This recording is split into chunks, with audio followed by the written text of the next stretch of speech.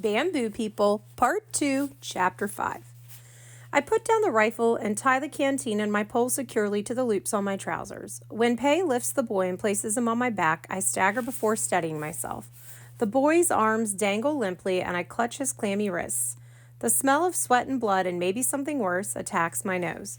Pei slings his pack and all 4 rifles over his shoulders. He leads me into the teak grove to find the trail. At least I won't have to cut through the jungle now that the other soldiers are dead. He lifts and kicks fallen branches and other debris out of the way until we see a trail veering up to the left. When you get to a broken tree, look to the west for the hut. Shouldn't take you more than 2 hours if you keep moving. I'll see you back in camp in a few weeks, Ture, and trust me, you'll be the first man I pick for the next mission. Giving me a quick smile, Pei's gone. I want to shout after him. What's next? Tell me what to do, Pei. But instead I turn and start trudging up the hill. My first task is to get to the healer's hut. Will we make it before dark? The Burmese boy is thin but heavy in his sleep. I lift and place each of my feet slowly on the trail, drawing on every ounce of muscle in my legs. Soon, too soon, I have to rest. I lower the soldier to the ground with a thud. The boy moans in pain and his eyes open again. He tries to speak, but this time no sound comes from his dry, cracked lips. I unbuckle my canteen, still full from the spring, and drink deeply. What's wrong with me? I can't kill this enemy. I can't even leave him for the animals. Gone soft, Saray will say, if I ever tell him about this crazy turn of events. Maybe the soldier will do me a favor and die on the way. Deserves it, the idiot, for leaving the trail. I sit for a few minutes more and worry. I'm bringing an enemy to the healer's hut. How can I be sure they'll receive him? And even if they do, I can't leave him there. Other soldiers are sure to come searching for him. The girls and their grandfather will be trapped and captured, perhaps even killed. We'll have to flee for camp as soon as we can. And then what do we do with the Burmese boy? Blast this soldier. Why has he crossed my path? Those eyes are watching me again. They flicker to my canteen. Blast him again. He's thirsty. I sigh, reach over, angle the canteen, and let some water dribble into his open mouth. The boy swallows again and again before sinking back into sleep.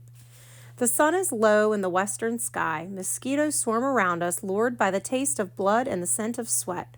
With a grunt, I heave the boy onto my back and trudge forward, step by tired step. It's twilight when I finally reach the broken tree. Beyond it to the west is a mound of green vines and leaves. A gust of wind shifts the vines and I catch sight of a small bamboo hut camouflaged under the greenery. The soldier is unconscious again, his blood seeping through Pei's bandages. I leave him by the tree and head for the hut. A voice rings out. Stop, it commands. There are mines everywhere. Please wait here. A girl about my age comes into sight. She's wearing a black tunic and white sash, like other Karenni girls, but hers don't have any of the usual red or green tassels sewn on them. She moves quickly across the ground, almost hidden in the shadows, weaving to avoid the hidden killers that must surround the house. As she gets closer, I see a long braid of hair swinging behind her. She might be pretty if she were smiling, but it's hard to tell with that tough expression on her face. Can I help you? She asks. I brought a wounded boy, shattered his leg on a mine. Well, where is he? Back at the tree. Get him inside quickly. I'll show you where to step. She's bossy, but to the point. I like that. It makes it easier to tell the truth. He's a soldier, a Burmese. The girl's gaze meets mine. Bring him, she orders. I'll tell my sister to get ready. Chapter 6. Inside the hut, lighted wicks float into 2 cans of kerosene. An older girl is waiting beside a clean sheet spread across a mat made of soft grass. She beckons, and I lower the boy onto the mat. Careful, the younger girl says. His leg's bleeding again. That's why he's here, I respond curtly. I'm tired. An old man sits cross-legged on a mat about to eat rice. The air smells of turmeric and ginger, and my stomach rumbles loudly. Hungry? The younger girl asks, smiling for the first time. She is pretty. Wash up first. Pretty, but bossy. I shrug. I haven't eaten since the morning. The girl leads me to a bucket of water on the back stoop. The river's that way, she tells me, tipping her head toward the jungle behind the house, in case you want to take a bath tomorrow. I probably smell. I should wash up, but I'm exhausted. Where's the privy? Over there, but hurry. Grandfather's waiting to eat with you. Can he tend to the soldier first? I ask, annoyed. I dragged him all the way here. My sister's the healer. I'm so surprised I forget to speak quietly. How can she be a healer? She's too young. She learned while she was with them. One of the Burmese soldiers was a doctor trained in England and taught her. She bends, squinting into the darkness by the door, and plucks a chili pepper off a bush. An enemy taught her to heal? Crazy, isn't it? But that's not what she says. What does she say? That God can bring beauty and goodness from anything. I can't believe it. Has she talked about what happened to her? She hesitates, and when she speaks, her voice is low and shaky. No, she hasn't. Not yet, anyway. I pray she will someday. Then she tosses her braid over her shoulder. Go on, use the toilet. I stalk behind the hut and find the small outhouse near a grove of papaya trees. I'm fighting another choking wave of anger. I know what Burmese soldiers do to Karenni girls. We all know. The girl hands me a sliver of soap when I get back. I'm Ree-May, by the way, she says. What's your name? Ture. Staying in the camp or the jungle? She pours water over my hands. Camp. They let us in because my father's a leader in the resistance. I can't keep the pride out of my voice. I didn't see you when I visited last winter. Got there 3 months ago. Anger makes me barrel the next words at her, even though she's not to blame. They burned our village. Soldiers, like the ones that took your sister. Just like that fool I dragged here. They burned ours years ago, she says, but her voice stays steady this time. She hands me a clean cloth. Here, dry your hands. Now let's see if we can fill that talkative stomach of yours. Ree-May locks and bolts the door behind us with a loud snap and click. The soldiers' eyes fly open. They search the dimness of the hut until the rest of the older girl's face. Then, to my amazement, the soldier smiles. He murmurs, something I can't hear. The healer keeps working without a word.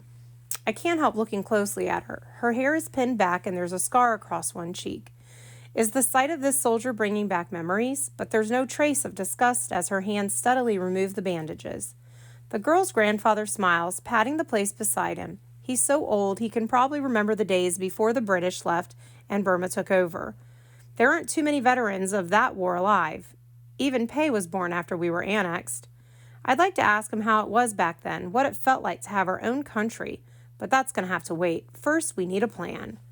Ree-May pours me a cup of coconut milk. I hope my sister can keep him alive, she says. He lost a lot of blood. She has to work fast, I reply. He was heading this way with 4 other soldiers. They're dead, but it won't be long till more come.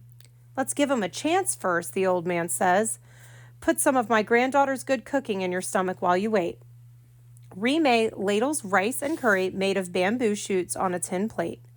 The grandfather is already chewing with gusto. The food looks good. I start eating. Chapter 7. The old man doesn't want to make any plans until the healer's finished. We have to know how the boy is faring, he says. It seems like hours before she's done. Ree-May quietly cleans and orders the hut. Her grandfather sits in silence. I pace the room, stopping every now and then at the window to listen. Only the sounds of the jungle are out there, noises I've heard since I was a child. I grip my bamboo pole tighter. I have to protect these girls and their grandfather. That's my new mission. Finally, the healer places both hands on the boy's chest and bows her head. The hut stays silent until the soldier stirs and opens his eyes. This time, he's fully conscious. One hand reaches to clasp the pocket of his shirt. The other gropes for his leg. Is it there? He asks in Burmese. I can't feel it. I pray you keep it, my brother, the healer answers. It's the first I've heard her speak. Her voice sounds like music, even making the ugly sounds of Burmese. The pain's gone, he says. I've given you medicine for that, but I think you may lose it. The boy takes a deep breath before speaking. The whole leg? You'll keep your knee. It's the part below it and the foot. I've splinted it and stitched it up, but it might still get infected. The healer turns to me. Is Auntie Doctor in your camp now? I shrug. Yes, she's with us for a bit longer, I think. Even though Auntie Doctor is getting older, she still travels from camp to camp half the year. The rest of the time, she's based in a clinic in the largest camp, treating people who trek for miles to get help. Amputating torn limbs and fitting prosthetic replacements are a big part of her job. I've been wanting to meet her, the healer says. They say her healing is as good as her heart. She and her sister start putting away the unused bandages and medicine. The old man squats beside the soldier. What were you doing on that Thai side of the border, young man? He's fluent in the boys' language. The Burmese government and military make sure most of us understand enough to obey orders. The boy clears his throat before he answers. Our captain sent us on a mission. We were supposed to find a Karini hut full of weapons. But there is no such place around here, Rime says, also speaking Burmese. His crew was heading here, I say, in Karini. It's the only hut around for miles. I'm sure more soldiers will be sent to find it. We have to get to camp. The girls exchange glances. Will they let us stay there? Rime asks. Space is so tight. I'm sure they will, I answer. The Thai government puts a limit on the number of us who can live inside the camp, but our council reserves a few precious spaces for emergencies. Well, this is an emergency, isn't it? Will they let the soldier in too? What? I can't believe she's asking this. Absolutely not, I say. They'll think he's a spy, sent to find where people are hiding, to discover plans, to identify leaders. In fact, how do we know he isn't a spy? I'm still speaking our language. Sare and I swore we'd never let a word of Burmese come out of our mouths, not until we have our own country back and every last one of the intruders is outside our borders. He's not a spy, says Rime, speaking to me in Karini again. He's just a boy. He's a soldier, I say, and I can't keep the stick in my hand from pounding the floor. We leave him here. The camp council might let him in, Rime says. He wasn't carrying a weapon, right? This one wasn't, but the others were. Besides, I don't trust any of them. I'm sure the leaders will agree with me, especially the ones who train our defenders like Sa Rae's father. He won't be able to do much spying with his leg torn up like that, Rime says. No weapon and an injury. They can't turn him away. I stand up. We're not going to take him along. I'm telling you, they won't let him in. Besides, if the Burmese find the dead bodies back there and then this empty hut, they'll think we've taken this one hostage. They'll come after us. They might even overtake us. He needs to get to a doctor fast, Rime says, lifting her chin. His leg is sure to get infected if we leave him, Ture, the healer adds. That wound needs to be cleaned and treated, and his bandages changed. The soldiers who come probably won't know how to do that. They'll have to learn how, I say. Let the Burmese doctors take care of their own. Rime's arms are folded across her body, so are mine. The healer looks from her sister to me. Grandfather must make the decision, she says finally. The three of us turn to the old man. Once again, he squats beside the soldier. Any medics in your training center, he asks. The boy shakes his head. No, sir. The grandfather stands and eyeballs me long and hard before he speaks. We take the Burmese boy with us, he says.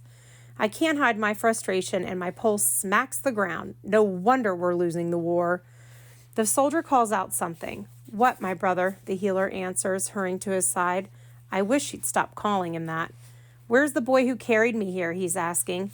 Rime takes hold of my sleeve and pulls me over. Here he is, she says. His name's Ture. What's yours? I'm Chico. The healer taps herself. Nyame, she says, and that's Rime, my little sister.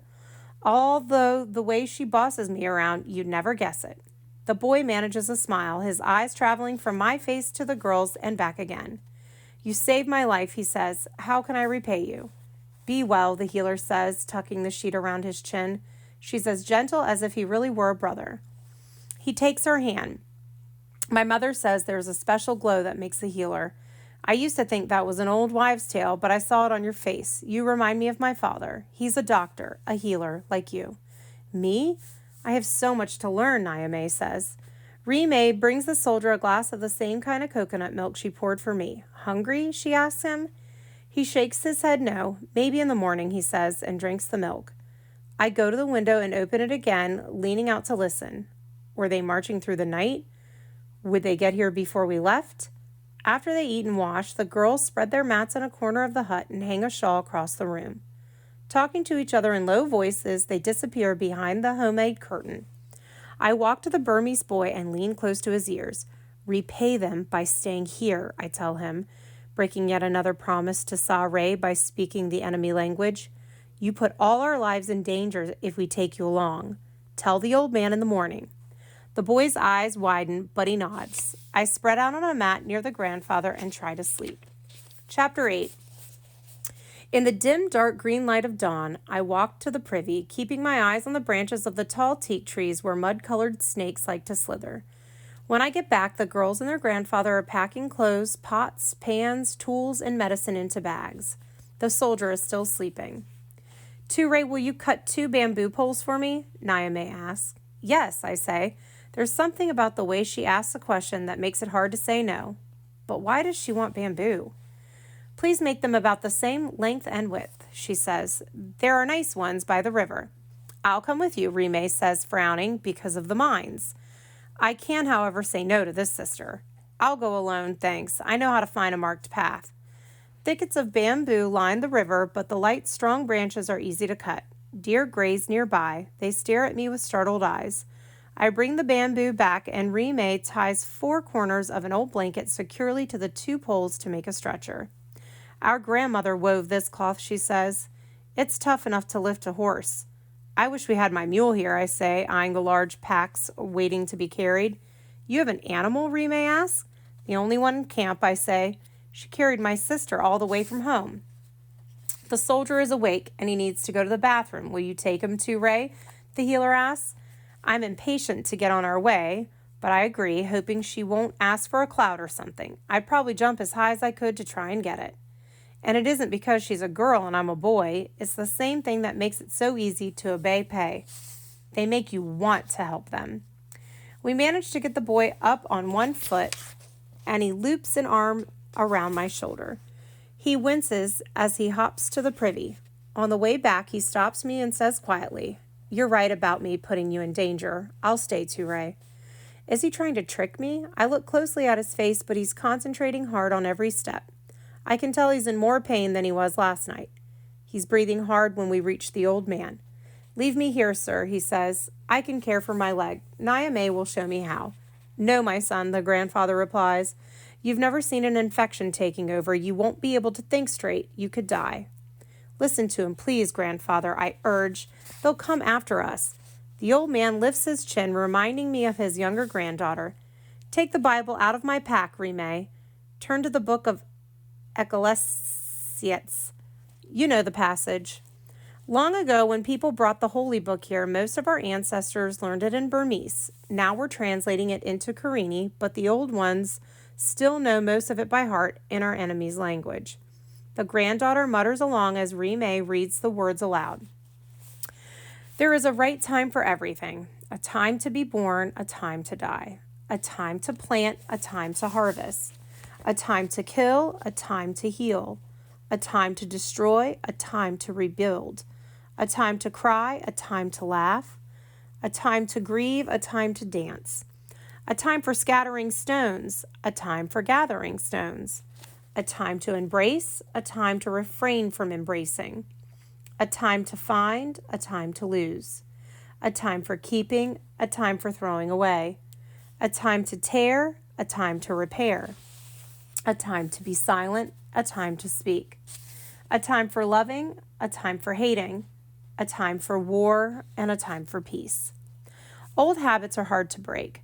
Pei and Mua like us to stand silently for a minute after a reading, letting the words settle into our minds and hearts. It seems that the girls grew up with the same practice because they're also silent. I know the words the old man intended me to hear. A time to kill, a time to heal. Will there ever be a time for me to kill? What about to defend and protect? We don't even have a weapon handy in case we need it on the way to camp. The soldier kept his eyes on the old man during the reading. It's not the right time to take me with you, he says, breaking the silence. I'll put your lives in danger. We need to get you to a camp, Nyame tells him as she tries to top off her pack clothes. The doctor there can amputate. I can't. Again, the soldier spreads a palm across the pocket of his shirt. What's in there that's so precious? Let's go, Ture, the old man says. I want to keep arguing, but he gives me such a stern look that I know I have to obey him. The girls and I move the soldier to the stretcher. Once he's settled, I take his glasses from my pocket and toss them onto his lap. Here, these must be yours.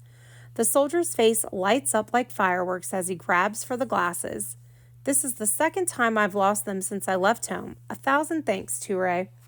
He puts them on. One lens is cracked, but it doesn't seem to bother him. I can't help noticing that his grin looks like my sister's when I whittle her something or tell a good joke. We have to hurry, I say, turning away.